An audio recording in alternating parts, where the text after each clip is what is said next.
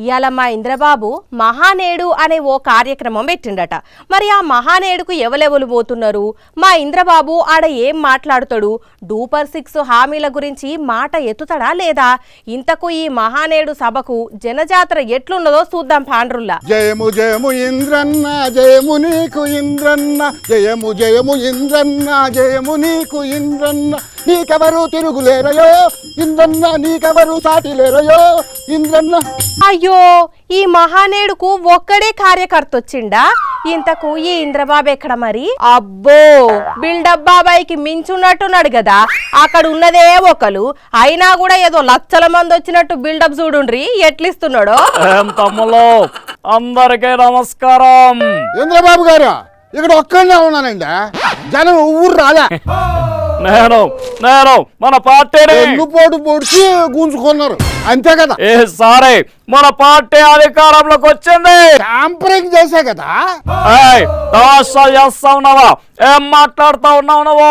జయము జయము ఇంద్రన్న జయము నీకు ఇంద్రన్న, జయము జయము ఇంద్రన్న జయము నీకు ఇంద్రన్న, నీకెవరు సాటి లేరయో ఇంద్రన్న, నీకెవరు. నచ్చావయ్యా, నచ్చావు. కూర్చో తమ్ముడు, కూర్చో. రాజన్ చేస్తే నచ్చరా మరి, రాజన్ చేస్తే నచ్చరా మరి. ఎప్పుడు మనం చూసినట్టయితే ఏమీ లేవా. ఎప్పుడు మన పాలనలో సూపర్ 6, సూపర్ 5, సూపర్ 4 ఏ వస్తలేదు అంతే కదా. ఏంటయ్యా, ఏం మాట్లాడుతా ఉన్నావు నువ్వు?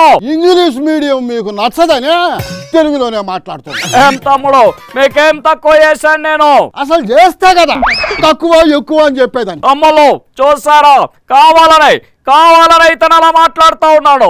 నాకు తెలియక అడుగుతానా, అసలు ఈ సభకు ఎవరు వచ్చారనే నువ్వు అటు ఇటు చూస్తా మాట్లాడుతున్నావా? ఓ ఇంద్రబాబు, మీ సభకు ఎవ్వరు రాకపోవడేందయ్యా? అదే నాకు అర్థం కావట్లేదు. ఏం బాధపడకండి బాబు గారు, ఒక్కరైతే వచ్చిండ్రు కదా మీ పతారను 10 రెట్లు కాపాడేతందుకు. అవును, అతనే అసలు సిసలైన కార్యకర్త.